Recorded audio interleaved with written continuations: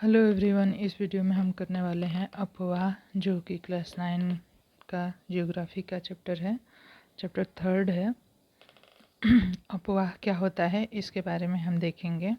Bihar board का है यह जियोग्राफी, भूगोल जो है बिहार बोर्ड का है।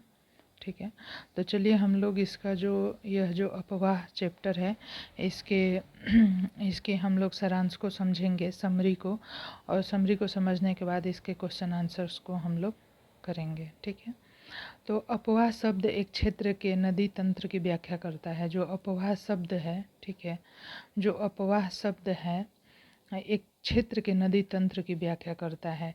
मतलब किसी भी क्षेत्र में, चाहे वो मैदानी भाग हो चाहे पर्वतीय भाग हो, जहाँ भी एक नदी तंत्र होती है, इस तरह से एक नदी तंत्र होती है, निकलती तो किसी एक जगह से ही है, जो उद्गम स्थल होता है वहाँ से इस तरह से नदियाँ निकलती है। तो इस तरह से नदियाँ चलती हैं।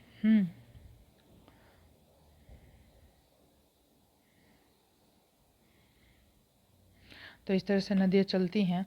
ठीक है, तो उसे जो है नदी तंत्र की व्याख्या करता है। अपवाह क्या है? यह जो है अपवाह है। ठीक है, यह जो है क्या करता है? नदी तंत्र की व्याख्या करता है। नदी तंत्र द्वारा जिस क्षेत्र का जल प्रवाहित होता है उसे अपवाह द्रोणी कहते हैं। ठीक है, तो यह जो एक पूरा तंत्र है, यह जो एक पूरा तंत्र है, ठीक है, इसके द्वारा जिस क्षेत्र का जल प्रवाहित होता है उसे हम अपवाह द्रोणी कहते हैं। कोई भी ऊंचा क्षेत्र, जैसे पर्वत हो गया, उच्च भूमि हो गई, दो अपवाह द्रोणियों को एक दूसरे से अलग करते हैं। ठीक है, देखिए इसको हम समझ लेंगे।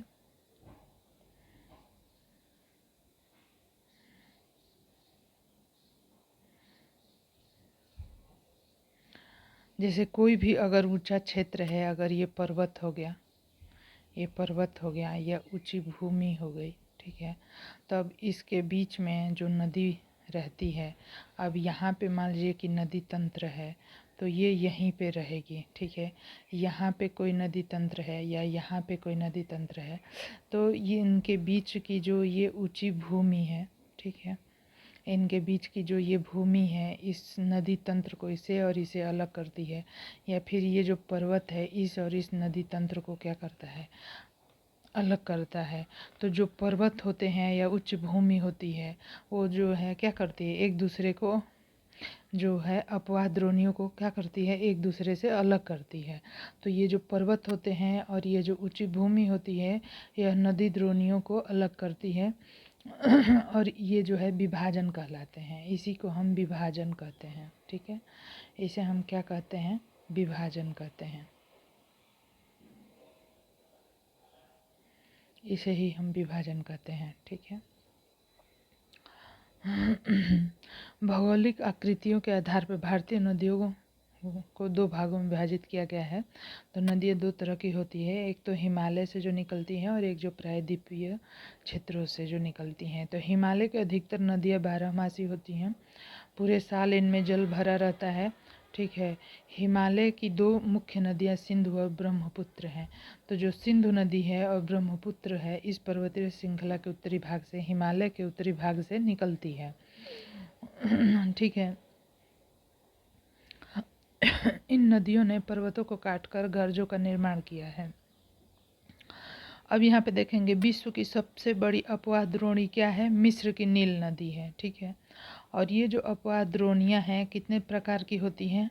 4 प्रकार की होती हैं। ये जो अपवाह द्रोणियाँ हैं ये 4 प्रकार की होती हैं।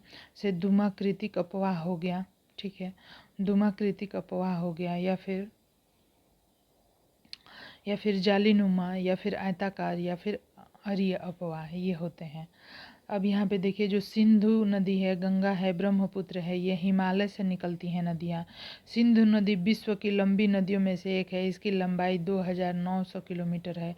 सिंधु नदी का जो उद्गम है मानसरोवर झील के निकट तिब्बत में है। ठीक है, तो जो मानसरोवर झील है तिब्बत में, जो कैलाश पर्वत है उसके पास ही मानसरोवर झील है, और उसके पास जो है सिंधु नदी का उद्गम होता है। पश्चिम की ओर बहती हुई यह नदी भारत के जम्मू कश्मीर के लद्दाख जिले से प्रवेश करती है। ठीक है, पश्चिम की ओर यह नदी बहती है। अब यहाँ पे अगर हम पृथ्वी का देखें तो इधर क्या होता है, हमारा ईस्ट होता है, इधर वेस्ट होता है। तो क्या है कि पश्चिम की ओर ये यहाँ पे मान लीजिए कि हिमालय है, तो यहाँ से पश्चिम की ओर बहती है। यह नदी भारत के जम्मू कश्मीर से लद्दाख जिले से प्रवेश करती है। गंगा की जो मुख्य धारा भागीरथी है, हिमानी से निकलती है। तो जो गंगा की मुख्य धारा है भागीरथी हिमानी से निकलती है और अलकनंदा उत्तरांचल के देवप्रयाग में इससे मिलती है। गंगा की लंबाई 2500 किलोमीटर से अधिक है। ठीक है, तो यहाँ पे देखिए जो दो चीज़ें मुख्य याद रखनी है वो है कि सिंधु नदी जो है क्या है, सबसे लंबी नदियों में से एक है और इसकी लंबाई जो है कितनी, 2900 किलोमीटर है। और गंगा नदी की लंबाई जो है 2500 किलोमीटर है। तो ये जो है हमें याद रखना है। उसके बाद है हिमालय से निकलने वाली बहुत सी नदियाँ आकर गंगा में मिलती हैं। इससे कुछ प्रमुख नदियाँ, हिमालय से जो नदियाँ निकलती हैं इसमें से प्रमुख नदी है यमुना, घाघरा, गंडक और कोसी। यमुना नदी हिमालय के यमुनोत्री हिमालय से निकलती है, गंगा के दाहिने किनारे के समानांतर बहती है तथा इलाहाबाद में गंगा में मिल जाती है। ठीक है, यमुना नदी जो है हिमालय के यमुनोत्री हिमानी से निकलती है। यमुना नदी कहाँ से निकलती है, हिमालय के यमुनोत्री जो बर्फ़ के बड़े बड़े जो हिमानी बने हुए हैं, तो यमुनोत्री जो है, यमुनोत्री वहीं से निकलती है यमुना नदी। यह गंगा के दाहिने किनारे के समानांतर बहती है और इलाहाबाद में गंगा में मिल जाती है। यहाँ पे जो है घाघरा, गंडक, कोसी नेपाल हिमालय से निकलती हैं। मतलब जो हिमालय का जो हिस्सा नेपाल में है वहाँ से घाघरा, गंडक और कोसी निकलती है। अम्बाला से सुंदरबन तक मैदान की लंबाई कितनी है, अम्बाला से सुंदरबन तक मैदान की लंबाई 1800 किलोमीटर है, परंतु इसके ढाल में गिरावट मुश्किल से 300 मीटर है।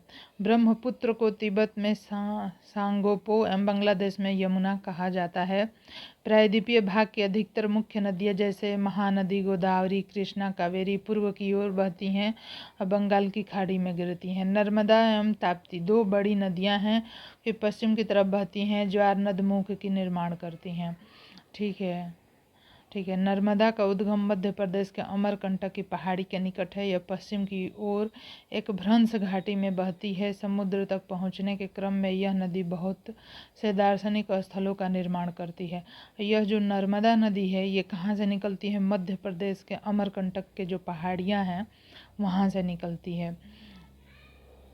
ठीक है, गोदावरी सबसे बड़ी प्रायद्वीपीय नदी है। यह महाराष्ट्र के नासिक जिले में पश्चिम घाट की ढालों से निकलती है। तो प्रायद्वीपीय नदी में कौन सी है, गोदावरी है और इसकी लंबाई 1500 किलोमीटर है और यह महाराष्ट्र के नासिक जिले के पश्चिमी घाट की ढालों से निकलती है। यह बहकर बंगाल की खाड़ी में गिरती है। गोदावरी में अनेक सहायक नदियाँ मिलती हैं जैसे पूर्णा, वर्धा, प्राणहिता, मंजरा, वेंगंगा या पेंगा। महानदी का उद्गम जो होता है छत्तीसगढ़ की उच्च भूमि से है। जो महानदी का उद्गम होता है वो छत्तीसगढ़ की उच्च भूमि से होता है।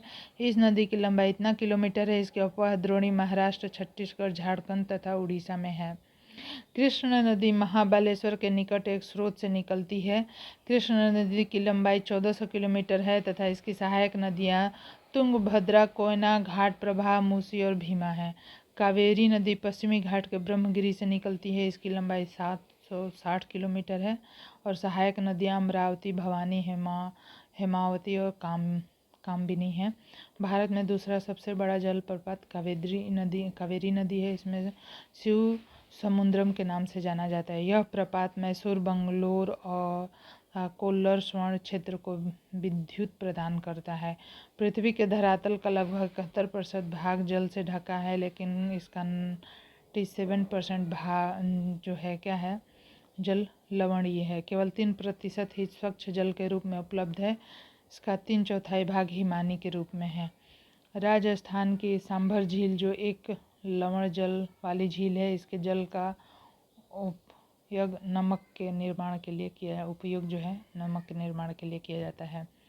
मीठे पानी के अधिकांश झीलें हिमालय क्षेत्र में है। यह मुख्य हिमानी द्वारा बनी है कि सबसे बड़ी मीठे पानी वाली प्राकृतिक झील है डल झील, भीमताल, नैनीताल, लोकताल तथा बड़ा पानी। नदियों पर बांध बनने से झील का निर्माण होता है, जैसे गुरु गोविंद सागर, भाखड़ा, नंगल बांध। झीलों का प्रयोग विद्युत उत्पादन में भी किया जाता है। एल नीनो ठंडी पेरू जलधारा के स्थान पर अस्थायी तौर पर गर्म जलधारा के विकास को एल नीनो का नाम दिया गया है। ठीक है, एल नीनो जो है स्पेनिश शब्द है, इसका अर्थ होता है बच्चा या जो बेबी क्राइस्ट को व्यक्त करता है, क्योंकि यह धारा क्रिसमस के समय बहना शुरू करती है। एल नीनो जो होती है, मानसून का समय जून के आरंभ से लेकर मध्य सितंबर तक 100 से 120 दिनों का होता है। ग्रीष्म ऋतु के अंत में कर्नाटक एवं केरल के प्रायः पूर्व मानसून वर्षा होती है। इसके कारण आम जल्दी पक जाते हैं और प्रायः इसे आम्र वर्षा भी कहा जाता है। मासिन राम में विश्व की सबसे अधिक वर्षा वाला क्षेत्र है। स्टैलेक्टाइट गुफाओं के लिए प्रसिद्ध है। गोदावरी, कृष्णा, कावेरी नदियों के सघन आबादी वाले डेल्टा प्रदेशों में अक्सर चक्रवात आते हैं। बड़े पैमाने पर जान माल की क्षति होती है। पश्चिमी तट उत्तर पश्चिम में लगभग 400 किलोमीटर वर्षा होती है, किंतु पश्चिमी राजस्थान और इससे सटे पंजाब, हरियाणा, गुजरात के भागों में 60 सेंटीमीटर से भी कम वर्षा होती है। प्रायद्वीपीय पठार में तीनों में से समुद्रों प्रभाव के कारण न तो अधिक गर्मी पड़ती है, न ही अधिक सर्दी। संपूर्ण भारतीय भूदृश्य, इसके जीव तथा वनस्पति, इसका कृषि चक्र, मानव जीवन तथा उनके त्यौहार उत्सव सभी इस मानसूनी लय चारों ओर घूमते रहते हैं। तो इसके जो क्वेश्चन आंसर हैं उसको हम लोग नेक्स्ट वीडियो में करेंगे, क्योंकि इस तरह से तो काफ़ी बड़ा हो जाएगा। तो जो मानसीराम है विश्व का सबसे अधिक वर्षा वाला क्षेत्र है। स्टैलेक्टाइट गुफाओं के लिए प्रसिद्ध है। गोदावरी, कृष्णा, कावेरी नदियों के सघन आबादी वाले डेल्टा प्रदेशों में अक्सर चक्रवात आते हैं, जिसके कारण बड़े पैमाने पर जाने माल की क्षति होती है। पश्चिमी तट उत्तर प्रदेश भारत के लगभग 400 सेंटीमीटर वर्षा होती है पूर्वी भारत में, किंतु पश्चिमी राजस्थान और से सटे पंजाब, हरियाणा एवं गुजरात के भागों में जो है कितनी 60 सेंटीमीटर तक वर्षा होती है। प्रायद्वीपीय पठार में तीनों ओर से समुद्र के प्रभाव के कारण न तो अधिक गर्मी पड़ती है, न ही अधिक सर्दी। पूर्ण भारतीय भूदृश्य के लिए जीवन वनस्पति, इसका कृषि चक्र, मानव जीवन तथा इसके त्यौहार उत्सव सभी इस मानसूनी लय के क्षेत्र की ओर घूमते रहते हैं। तो यहाँ पे हम लोगों ने इसके समरी को देखा। अगले वीडियो में हम लोग इसके क्वेश्चन आंसर को करेंगे। वीडियो पसंद आए तो चैनल को सब्सक्राइब करें, लाइक करें, शेयर करें। धन्यवाद।